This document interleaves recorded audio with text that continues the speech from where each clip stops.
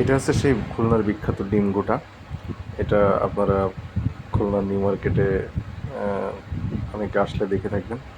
এদিন হচ্ছে রাত প্রায় 11:15 বেজে যাচ্ছিল, সেই মুহূর্তে গেলাম খুলনা নিউ মার্কেটের দিকে।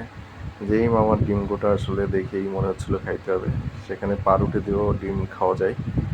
এরপরে তেল দিল। মামাকে বলতেছিলাম যে মামা কী দেন, কী আপনার স্পেশালিটি আছে। সেগুলো প্রথমে মানে ঝাল কাটা পেঁয়াজ কাটা দেওয়ার পরে দেন হচ্ছে ডিমটা দিবে। তাদের কিছু স্পেশাল মশলা থাকে, সেগুলো দিল। তার পরবর্তীতে এখন ওইটাকে অনেক নাড়াচাড়া বা একটু কিছু সময় ওয়েট করলো। কড়াইতে দেওয়ার পরে দেন ডিমটা দিল।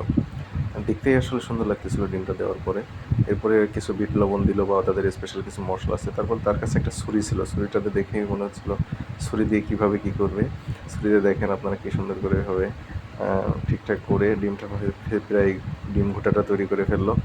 আমি তো ভিডিও করতে করতে ভাবতেছিলাম এইরকম ডিম ঘোটা খাবো, জিভেই আসলে পানি চলে আসতেছিলো। অবশেষে লাস্টে ডিম ঘোটাটা তৈরি হয়ে গেল এবং আমাকে দিল। দেন খেলাম। আপনারা যারা খেতে চান টেস্ট করতে আসতে পারেন।